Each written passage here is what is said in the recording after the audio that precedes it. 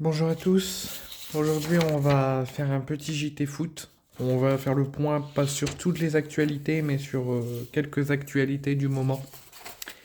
Sur le football actuel. Première chose, je ne sais pas si vous vous souvenez d'un défenseur central, d'un défenseur espagnol, ancien du Real Madrid, ancien du Paris Saint-Germain, qui a joué notamment la Ligue des Champions en 2014 avec le Real Madrid contre l'Atlético Madrid avec son but à la toute dernière seconde à la 93e minute pour offrir le succès et la coupe au Real Madrid. Il s'agit bien évidemment de Sergio Ramos qui depuis son passage au FC Séville et son départ très précipité n'avait encore pas depuis plusieurs années retrouvé de club. Il était toujours joueur professionnel mais il n'avait toujours pas trouvé de club pour évoluer. Et cette fois-ci c'est chose faite.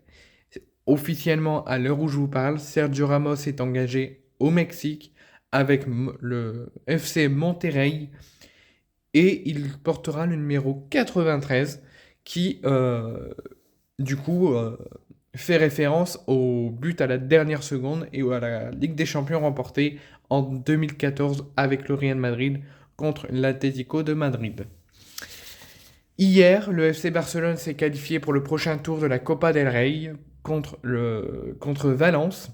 Et en 15 jours, donc il y a eu le match à Valence, il y a eu le match à Barcelone, à Valence il y a 15 jours, à Barcelone hier soir.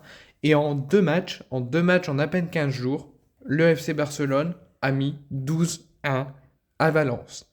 En deux matchs, en 15 jours à peine, il y a eu au total 12-1 entre le FC Barcelone et Valence, que ce soit en championnat ou en Coupe d'Espagne. Donc c'est vraiment le FC Barcelone, sont vraiment la bête noire de Valence. Et je pense que Valence n'est jamais prêt et n'est jamais pressé d'affronter le FC Barcelone, que ce soit chez eux ou que ce soit à Barcelone. Ça prouve avec ces deux confrontations en 15 jours qui ont fini avec un succès au total 12-1 pour le FC Barcelone.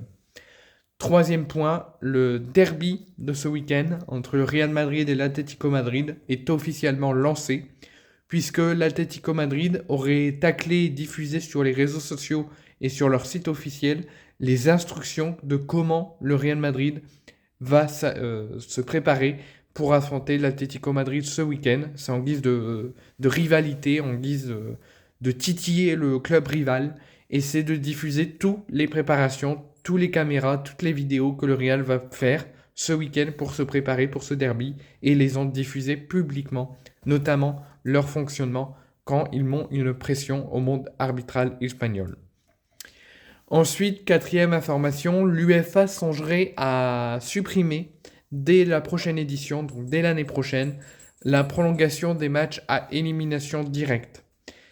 Ça veut dire que il y aurait sûrement une autre évolution, encore plus. Il y a eu les phases de poule, il y a eu les phases aller-retour. Mais maintenant, ils veulent songer à toujours à comme cette édition de cette année, mais une fois que tu es en huitième, soit tu passes, soit tu es éliminé. Mais après, ça sera sûrement précisé dans les prochaines semaines. Nouvelle information, Marcello, qui a eu des petites grosses complications avec Flamengo et qui est passé notamment avec Sergio Ramos au Real Madrid, va prendre officiellement dès aujourd'hui sa retraite de footballeur. Et il a notamment remporté plus de 25 titres avec le Real Madrid. Et dernière information, donc comme je vous l'ai dit tout à l'heure, le stade de Briochin a réussi un succès tonitruant et une qualification historique sur leur pelouse contre les Niçois, qui sont vraiment au fond du trou, et je pense qu'un départ de Francaise doit être à l'ordre du jour. Le tirage au sort est tombé, le tirage au sort de Coupe de France. Le Stade Brestois recevra Dunkerque, Cannes recevra l'En-Avant-Guingamp, le Stade Briochin, donc le Paris Saint-Germain, et Angers recevra Reims, qui a été tombeur au tir au but de Bourgoin-Jallieu, qui a fait une grande compétition et un grand parcours après avoir éliminé Martigues et Lyon. Et n'avoir pas perdu du coup contre Lyon et contre Reims.